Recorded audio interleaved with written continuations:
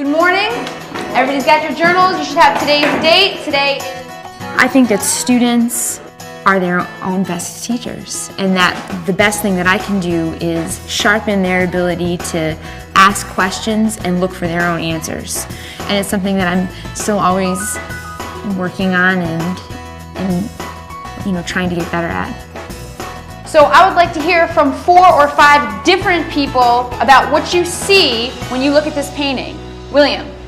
The man is tired from working in the field. Okay, so the man is tired from working in the field. And when you said he was tired, what in the painting made you feel like he was tired? Because he's leaning on the thing and he looks tired. Okay, so the position of his body makes him look tired to you? Yeah. Morel. In the background, I see mountains and smoke. Okay, in the background you see mountains and smoke. That's something that you actually see. Erica. He looks weary because when somebody usually working outside, it's like heroic, and he just looks like tired and lonely because he out there all by himself. That's such a good connection. In this lesson, students first, when they were looking at the painting, I heard some things like the body position and the smoke in the background, the town is so far away, and the expression on the face, and they're looking at these very discrete things that make them feel like there's a certain mood or tone or feeling or idea in the painting. So there's a poet, Edward Markham, who actually wrote a poem about this painting, and that's the poem that we're going to analyze today. So we are going to use collaborative inquiry to analyze this poem. So somebody tell me, what's the first thing we do in collaborative inquiry? Read and annotate or render. So what does that mean when we render the text? What does that mean? Right. Yes, you're underlining, you're circling. What are you looking for the first time? Imagery. Daniel, would you please read for us, The Man with the Hoe? The Man with a Hoe by Edward Markham. Bowed by the weight of centuries, he leans upon his... Then when my students looked at the print text, the things they picked out were sometimes very discrete things. And I think that by starting with a non-print text, you activate their close reading, really, because I'm asking them first to look at very specific discrete things visually, and then asking them to do the same thing in a print text. How would the future reckon with this man? Though there's certainly more writing and thinking to be done, let's pause for a moment and share what our thoughts are. Shay, can you start us off? What's an image that you picked out? The first image I picked out was the first 3 lines. Bowed by the weight of the century, he leans upon his hoe and gazes on the ground. Of course, it matches the painting we saw, but I also have a question. It says, "It's the thing the Lord God made and gave to have the dominion over sea and land." I want to just know, and I'm asking anybody in here, does anybody know what the thing is? Because I see it's capitalized like it's something important. So we're going to hold answering that question. That's a great question. And when we share it out in a seminar, that's definitely a question that we can investigate. So I teach students to evaluate questions, to differentiate between levels of questions, and then to generate those questions based on what their need is. So why did you pick out this?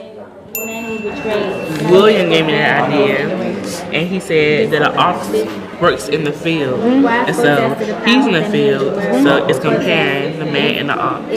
So now, when we think of an ox, what kind of animal is an ox? Like strong.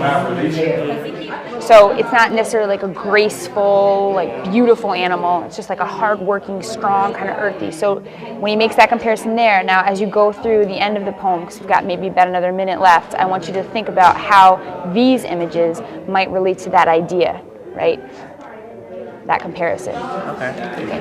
Okay, scholars, please pause your questioning and your investigation just for a moment so that we can share and collect a common list of questions. Let's start with clarifying questions. Did anybody have a right there or a clarifying question that they had to ask? Manane?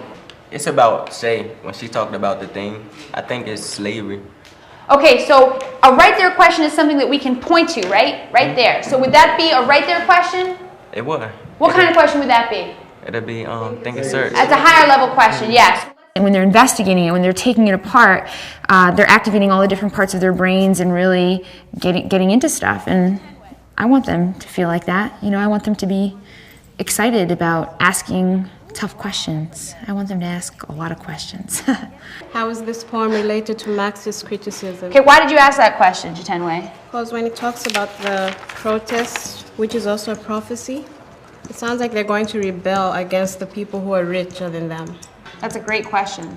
I think that in the academic world, it's important because the further they go, the more of that questioning they'll have to do on their own. Poem written for the picture, or was the picture drawn for the poem, like, or do they have any connections? So that's a right. I think it's also just about curiosity. You know, I want my students to be interested, and not all of the things that we teach are interesting in their own right, but by developing their ability and interest in asking questions, it opens the whole world to them. And we are going to spend some time organizing our thoughts and preparing for a discussion. So which of these questions do you think are the most rigorous or the most challenging questions? Avery? One where she asked about how's the poem related to Marxist criticism? Okay, yeah, that's a really great question. What is the significance of biblical allusions? Okay, so looking at the biblical allusions in all the different places in the poem. Turn and talk to your partner. Pick out a couple of important pieces of text from the poem that relate to some of the questions that you've asked, and prepare yourself for a seminar. The way she questions us, it challenges us because it makes us when we're writing something, it makes us open our minds to writing, reading, and analyzing stuff, because we'll already be prepared for higher level questions in our mind that we'll be questioning the text already.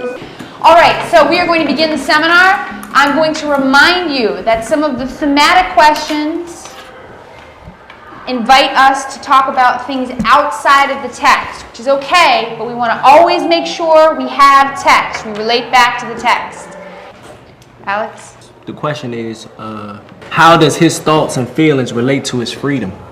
I think that, in the poem, it say, to whom's breath blew out the light within his brain. What's the answer to that? It's in the first stanza at the First end. stanza is the last. Can you read it for us again, please? It says, whom's breath blew out the light within his brain, within this brain. So I feel like he's saying, if he doesn't feel like he's thinking or is educated, then he's a slave to whoever is more educated or has more knowledge than he does.